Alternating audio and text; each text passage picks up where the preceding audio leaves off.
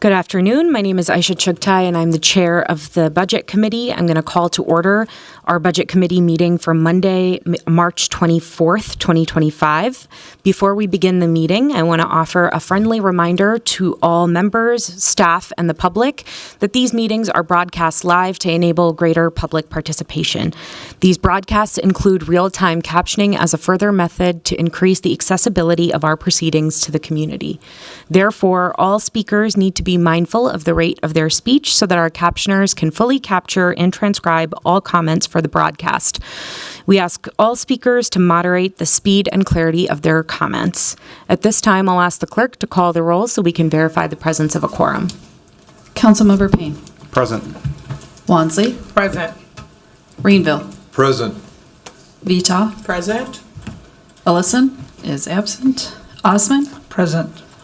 Cashman is absent. Jenkins is absent. Chavez. Present. Chowdhury. Present. Palmisano is absent. Vice Chair Koski Present. and Chair Chugtai. Present. There are 9 members present. Let the record reflect that we have a quorum. I'll also note that we have been joined in this committee by Council Member Cashman. I'll also remind my colleagues that we will be using speaker management today, so please make sure to sign in. Colleagues, the agenda for our meeting is before us. We will first begin with the consent agenda, which is approving 3 appointments to the 2025 Local Board of Appeal and Equalization. Are there any questions on this item? I am not seeing any, so I will move approval of these appointments. Can I have a second? Second. That item has been moved and seconded, and seeing no further discussion, all those in favor, please signify by saying aye. Aye. Those opposed say nay. Any abstentions? The ayes have it, and that motion carries.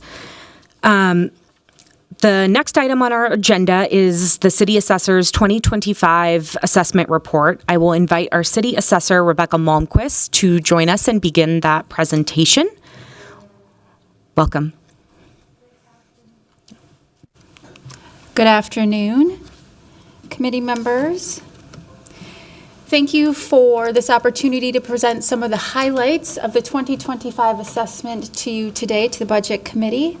I want to thank our staff, and I would just like to take a moment and comment on the fact that I do have several of our team with us today so that they had an opportunity for names and face and in person, because as you know, our staff are in the community each and every day working with our property owners.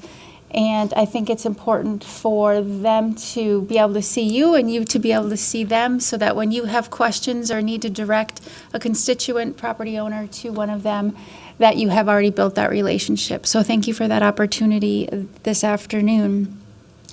It has been a tumultuous year for the Assessor's Office, and I'm going to go into that more at the end, but I just want to remind Council that we implemented our new computer-aided mass appraisal system last spring. We went live. I'm so sorry, Director Malmquist. I'm just going to ask you to be closer. Yes, so we can pick that up for the broadcast. Thank you. Yes, no, you're all good. Problem.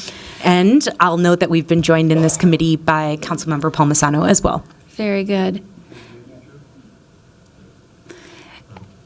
So we went live about a year ago, and instead of the entire software program going live, we did it with our cycle. So we started with our boards last year, went into our quintile reevaluation, then our permit inspections, then setting the assessment. And so we have essentially gone through each of the phases of our assessment, learning the new software, learning its the ins and outs of how we used to do business and having to change some business plans. So I really wanted them here so that they could really receive the thanks that they deserve, because they're the ones that have gone through this change. When I first started with the city in 2014, we were just starting the RFP process. And so 11 years later, we now have a new system, and it's implemented, and we are working with it. It is the Tyler Technologies software, which is known around through other counties in the state as well and around the world, or around the United States. So we're thankful to our partnership there, our partnership with IT, as they've helped us through this transformation, but a huge thank you to our wonderful team for their dedication and commitment to making sure that the process has gone not perfect, but it has gone quite well, and I'm very proud of all of them, so thank you. And with that, I will go ahead and get started. So a quick overview. We recently completed the assessment for January 2nd, 2025 of the estimated market values for approximately 131,000 properties across the city. This is an annual process, and it is dictated in statute. The notices of valuation and classification, commonly known as the value notices, were mailed on approximately March 14th. And so those notices are in mailboxes, and people are calling with questions and concerns. I want to remind everyone that the 2025 estimated market values are what will be used to calculate the 2026 property taxes. We value properties one year, and then the budget and levy are set, and taxes are payable in the following year, as is true across the state of Minnesota. And we know this can be a confusing process because property tax statements are also mailed at approximately the same time as the notices. And the payable 2025 property tax statements that people are receiving from the county were calculated using last year's 2024 assessed value. It's another important reminder is that the data that we used to set the annual assessment for January 2nd, 2025 was based on market-based sales transactions that occurred in history between October 2023 and September of 2024. In Minnesota, property taxes provide a significant portion of the funding for local government. Property taxes are the Minneapolis General Fund's largest and most flexible source of income and support many of our core government services. Each property's share of taxes is based on its market value, its property's use, and the local government budgets, which become the tax rate. You can see the image at the bottom of the screen for a simplified illustration. So market value is the price a property would sell for on the open market. The assessor's role is to reflect the real estate market and set fair and accurate market values by following market trends. The assessor also classifies a property according to its use. Different uses of properties, even if they have the same value, pay different taxes because of class rates set by the legislature. And we will provide an example of that in a moment. The tax rate is determined using budgets of local government, such as city, county, and school district, and watersheds. The intermediary step in converting value to taxes is called the tax capacity. This slide illustrates how this works for some common types of properties in the city. The calculation for tax capacity is the market value, which is in the second column, multiplied by the class rate in the third column. For example, as you can see here, a residential property, which is on the first line, and a commercial property on the bottom line, if they are both assessed at $300,000, will pay different taxes, and that is because the class rate for a residential property is 1%, and the class rate for a commercial property is 2%. As a result, a residential property will pay approximately half the property taxes of a commercial property. I must note that this is a very simplistic illustration, however, because there are more complex factors that affect the taxes, such as special taxing programs like the homestead, the state general tax, and fiscal disparities. So this slide is a historical view of the city's total estimated market value. The overall estimated market value, or EMV as we refer to it, for the city decreased by just under 1% to $64.8 billion. This does not include utilities and railroads, which are assessed by the state, as those values are not made available yet. This does include the new construction added for permit work totaling approximately $700 million, which is down from previous years. This slide is a visualization of the breakdown of the three major property type categories by the 2025 total market value on the left, and then the tax capacity, which is on the right. Because of the calculation of value to tax discussed on the previous slide, there is a change in the distribution between the three categories when we move from the left for estimated market value to tax capacity on the right. You can see here that residential values in green comprise over 62% of the total city market value on the left. However, when the class rates are applied, the residential portion of tax capacity is just over 53%. You can also see the commercial value in blue comprises just over 16% of the total market value of the city, however, comprises almost 27% of the tax capacity after the rates are applied.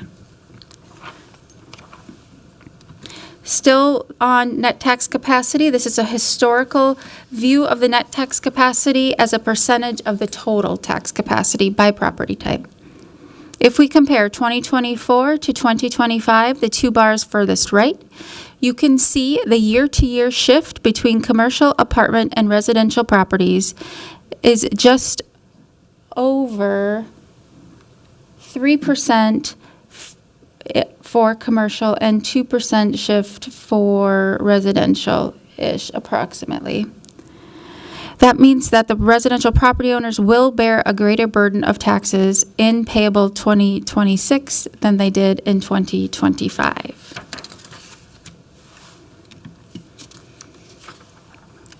This slide illustrates the change in total market value by each of your wards. Each ward is represented by a bar, and the percent of increase or decrease is a label at the end of each bar. Now, this chart does look different than last year, where we saw increases, I believe, only in 4 and 5, and decreases across the rest of the wards, and we have seen some rebound from there, with the largest decrease still being in Ward 7, but we'll dive deeper into this. This is residential. It's a historical look at the total residential value changes. This year, the overall residential market increased by about 2.6%. Last year marked the first time in many years that we saw an overall decrease in the residential value in the city, and we have seen a slight rebound since then.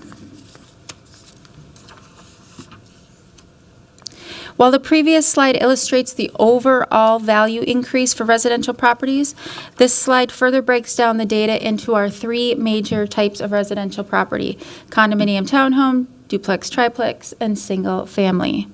Overall, there were increases this year in each of these submarkets, and there was about $118 million added in new construction, but that number is down from previous years. Getting into the analysis of our assessment is very closely scrutinized by the state to ensure accuracy and equity. We follow requirements mandated by the state, which are based on the International Association of Assessing Officers standards on sales ratio and standard on mass appraisal. This data reflects the residential market. The analysis is of properties that have sold so that we can compare our assessed market values to what they are selling for to analyze how accurate and equitable the values are in comparison to sale prices. The first measure I will review is the sales ratio, which is actually the third column. This is a measure of the level of assessment. It is a comparison of the estimated market value to the sale price of each property. Simply stated, it is the sale price divided by the market value. We use what is referred to as the median ratio as our measure of central tendency here. So looking at the bottom row of the 3,645 sales, the median ratio is 95.4%. An acceptable median ratio is between 90 to 105. However, to be consistent with our surrounding suburbs and jurisdictions, we typically aim for a median of 95% because we don't want to be at a significantly different assessment level than the jurisdictions surrounding us. For example, we don't want to be valuing properties at 95% of sale price where others are valuing at 90% of sale price because our level of assessment needs to be consistent so that there is not an tax advantage to living in one city versus another city, for example, based on the assessment. The second measure that we use is the coefficient of dispersion, the COD. It measures how uniform our assessment is. It essentially measures how far away the other ratios are from the 95.4%. An acceptable number here is under 15, and we meet this requirement. The last measure is the price-related differential. It is very critically important as well. It measures the vertical equity of our assessment. So when low-valued properties are valued at a greater percentage of market value than higher-valued properties, we would consider our assessment regressive. When low-valued properties are valued at a lower percentage than high-valued properties, the assessment is considered progressive. And assessments for tax purposes should be neither progressive or regressive, and our assessment is well within the acceptable range for the PRD and all the statistical analysis figures. This is a historical look at the required statistical measures that our assessment is judged on for accuracy and equity. It is important to point out that we have seen a drastic decrease in sales volume since our peak in 2022. The 3,645 sales represent a 45% decrease in sales transactions since 2022. This means we have less data to rely on when we set the assessment. However, we do feel confident that we have adequate sales to set the assessment. It just means the picture may not be as clear as prior years. This slide illustrates the comparison of the median sales price in blue to the median sales price in market value in orange, These lines should be close together and going in the same direction, and you can see that this measurement has also been improving. Our median EMV increased by 3.2% this year, increasing from $323,000 to $333,400. This slide breaks down the residential value changes by the percent of change between 2024 and 2025. So nearly 45% of all the residential properties will see an increase of 0 to 5%. This is a map of the single-family residential changes by parcel and by ward. This visually demonstrates the bar chart that we looked at earlier. And so you'll just see that there will be a lot of green on this map.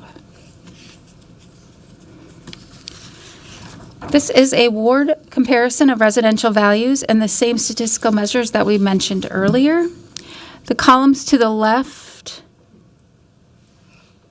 the columns to the right are the 2024 and 2025 total market values, the amount of new construction.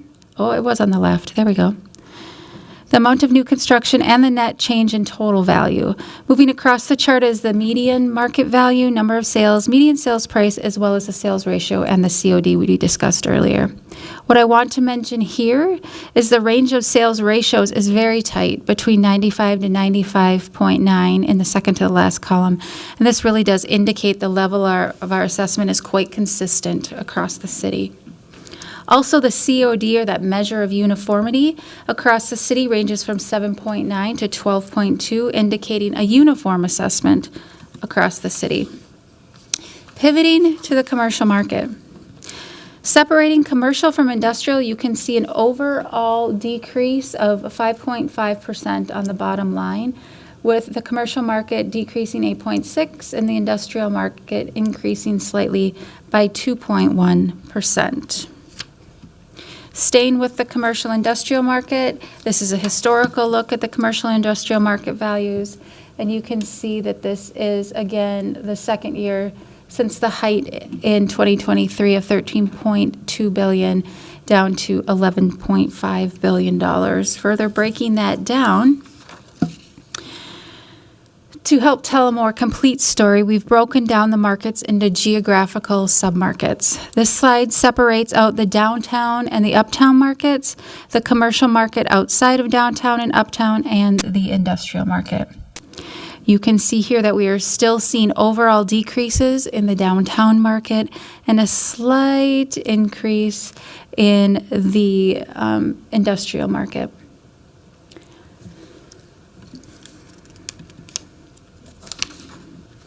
Reviewing the commercial industrial statistics, the median ratio, COD and PRD, these are all within acceptable ranges, and these have definitely improved over previous years. We were sort of on a watch list by the Department of Revenue to ensure that our statistics were looking good for these specific market types. And I will say that our staff continues to improve year after year, improving these sales statistics to ensure property owners that our market values are fair and equitable, excuse me. Let's go to the apartment market. There was a net decrease overall of 3.4%. There was still $479 million in new construction added. However, that is down by about half from last year. Again, the statistical measurements of the sales ratio, COD, and PRD are all within the acceptable standards. The PRD was out of range in recent years and has improved with the last two assessments. So another thank you and shout out to our team there. The notices. Value notices are in the mail. The notices are color-coded in gold this year to coordinate with the Hennepin County initiative to align value notices with tax statements. So next year's tax statements will be color-coded in gold. If property owners have questions or concerns regarding their value or classification, they should contact the appraiser listed on the back of their notice. They have their email address and their phone number. If they have questions regarding homestead, they should contact Hennepin County, and that information is also on the notice. Just a review, we do have a number of public tools that are available to assist our property owners if they wanted to do any analysis of their own.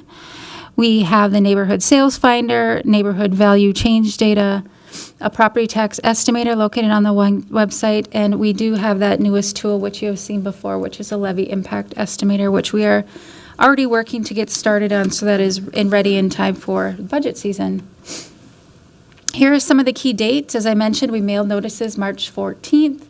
The local board convenes on April 15th. We will have to reconvene, I'm quite sure. We will start on the 16th, and we will go as long as we need to, as you are in the process of appointing those 3 members that were on the consent agenda. And then if property owners still disagree with our value note or evaluation, they can appeal to the county board, which convenes on the 16th of June. Our team will continue to work on those appeals, but they'll be heard by a different board. And as I do every year, I like to tell you where our teams are going in the upcoming summer. And so those areas in the darker blue will be the areas that we are going to visit this year, correct? Yes. Yes, very good. So if your ward has a neighborhood that is in blue, our staff, this is on the residential side, our staff will be working in teams. They typically work as a full team, and they go up and down the streets together, visiting with property owners and collecting the information. And we do send notice to each of your ward offices in advance to let you know this is coming. So if you can perhaps put it in your ward letters, that would be great, just to help get the information out. That's always really helpful. We do let 311, 911 know, so that if people have questions about who's walking around with a bright yellow vest in my yard, they will know it is our team that's out there visiting their property to collect and update our data. With that, I again just wanted to say thank you for your support as usual, as always. Very much appreciate it. I had a great meeting with your council staff this morning doing Assessment 101. Had a good time there. I have to get them back some data, particularly on which neighborhoods are specifically in each of your wards, so that you know who's the direct contact. Always include me, and just so that I can keep my finger on a little bit what wards need some more help. I'm always happy to come to any of your ward meetings and do some meetings and meet and greets and to explain the process. We will continue to work with NCR to do presentations to the community or neighborhood associations, and then likely to the Board of Estimate and Taxation, and then to the Park Board. We'll probably continue the messaging there. So this is where we're at as far as the 2025 market values, and I look forward to working with all of you and answering any questions that you may have. So thank you very much for your time. Thank you for that presentation. Colleagues, are there any questions related to City Assessor Malmquist's presentation? And while I wait for folks to get in queue, I just wanted to flag for you, we'd love to make sure that this presentation is shared with our clerk so we can get that added to the LIMS file. I will note we've been joined in this committee by Councilmember Jenkins, and I will recognize Councilmember Cashman for a question or comment. Thank you, Chair Chugtai. Thank you, Ms. Malmquist, for the presentation. Just a couple of questions for you. First of all, this slide looks like you have a plan for 5 years. Do you rotate through these assessments every 5 years? So, for example, Kenwood neighborhood is being done this year. Would they expect it again 5 years from now in 2030? Chair Chugtai and Councilmember Cashman, yes and no. We do have to develop a 5-year plan that is monitored by our office as well as the state. However, if we did for some reason saw some shorting or staffing shortages or something that would have to make us reevaluate the plan, or let's say we, for some reason, we're noticing some real inconsistencies with data or values, we may shift the plan, but we truly do try to stick to this. And we are already starting to have conversations about what the next 5-year plan will look like. In an ideal world, this is how it would stay every time, so we would always know. Yeah. But we do have to make some adjustments as needed. Okay, thank you. Thank you. The second question is the valuations. I think Ward 7 had the most dramatic drop, which I'm guessing is due to some of the office buildings downtown selling at like 5-10% of what they were last sold for. But can you share a little more about why the Ward 7 valuation dropped so much and what you would attribute that to? Chair Chugtai and Councilmember Cashman, I can tell you that because the residential market was still seeing an increase, it is primarily due to the decrease in what's happening in downtown. We know that we're going to get lots of questions and inquiries about the specifics of what we've done with valuations downtown. I can tell you that overall, offices are the ones that people are watching the most, and our office market downtown is down about 22%, and so that's significant. And so that's really what's driving the numbers that you're seeing in Ward 7. Okay, thank you. Last question was about budget. If I remember correctly, at the end of last year, there was over budget. I think it was $1 million, if I'm remembering correctly. So can you explain a little bit what happened there and what your plan is to, I guess, mitigate that this year in 2025? Yes, Chair Chugtai and Councilmember Cashman, good question and good memory. Yes, the assessor's office did go over budget in 2024 for personnel by approximately $1 million.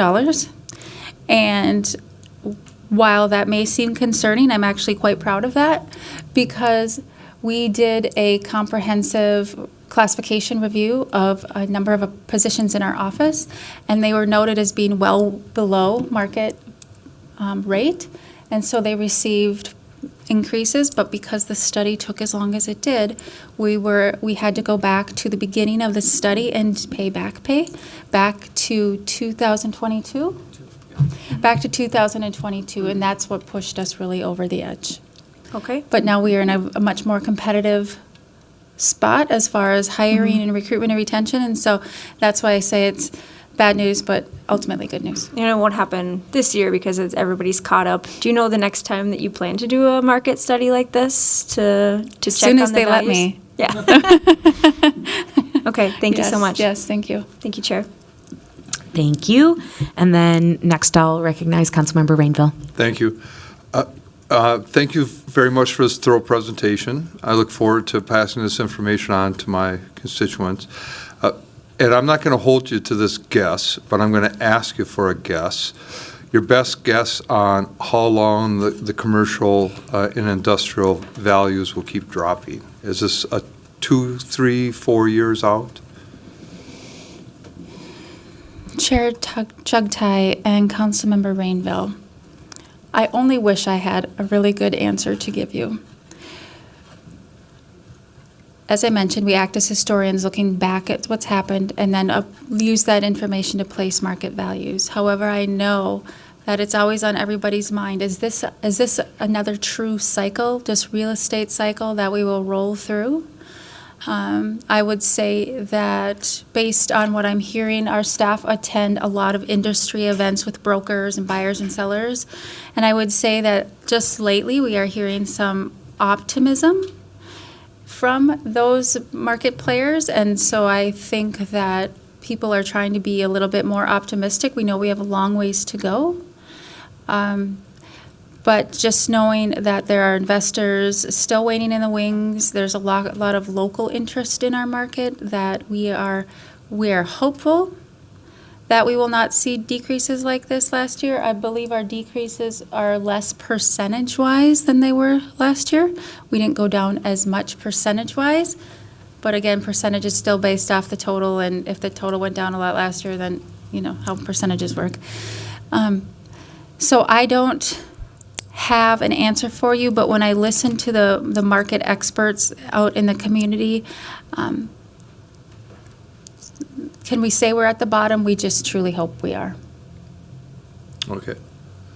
So when you say the cycle slowing, and that's a good point, good indicator, and you talk about the history, there's really never been a downturn like this where the remote work has come into place. So that's probably the hardest piece of information to put in the puzzle.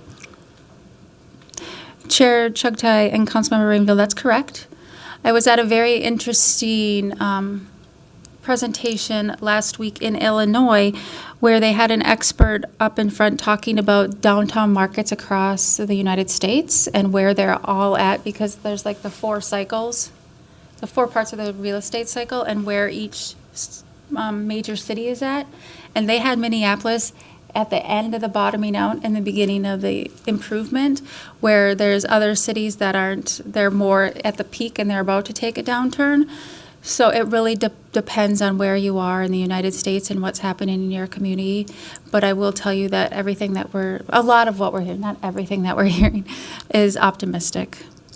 And then just a comment, the state oversight is right there, and that's basically the mechanism that keeps all the cities honest. Is that correct? Chair and Councilmember Rainbow, that is correct. They keep everybody honest. Our assessment is compared with all of the other jurisdictions within Hennepin County first, to make sure there's equity across all of our neighbors in the suburbs, and that it is compared across the state. We're compared to every county in the state to ensure that there's equalization across the state.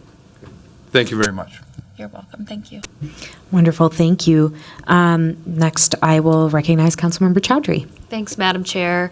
Thank you so much, Director Malmquist, for your presentation. I don't have any specific questions, just wanted to thank you and your entire team, or much of your team, for being here today. It's really great to see you in our chambers and just a chance to connect. I'll plan on engaging more deeper with the assessor's office this year. I got the card for the assessor who does a lot of the work in the 12th, and so just really looking forward to deeper engagement and better understanding for myself and constituents in the 12th ward. So thank you. Thank you. Thank you. I'm not seeing anyone else in queue right now, so wanted to thank you for your presentation and for bringing in your team so we can get to know them and meet them. It's really wonderful to see all of you in our chambers, and appreciate your time with us, and you know, you've spent the entire day, it feels like today, with us in our offices, just helping us be prepared and understand your work a lot better and connect our constituents with you. So thank you. Thank you. If I could just add one additional Yes, item. please. So the next time that you'll see myself and members of our team is after the local board concludes. We come back to you to present the results of that. Something else that I plan to present to you then is where we're at with our tax court filings. As I've mentioned in the past, our tax court filings are up, and I believe it's important for you all to just see the amount of liability that we do have on the table and hear about the work that our team are doing as far as settling tax court cases. We have some large cases coming up that we will be litigating, and our staff will be sitting on the stand over multiple days defending the property values. It's a very, very important part of the process, but it's very time-consuming and challenging. But we'll be back to tell you about that in May. Wonderful, thank you.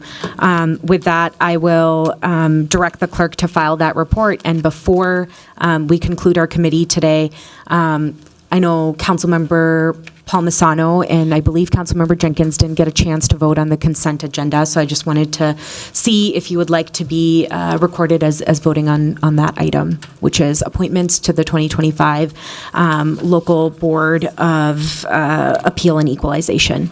Thank you, Vice President Chugtai. I would very much like to be recorded as a yes on the Local Board of Appeals appointments. Wonderful. Councilmember Jenkins? Yes, thank you. Chair, please mark me as a yay on those items as well. Wonderful. I'm seeing nods from our clerks. I believe they have that captured. Did I miss anyone? I don't believe so. Okay, perfect. All right. So with that, we have concluded all business to come before the committee today. And if there is no objection, we stand adjourned. Thank you.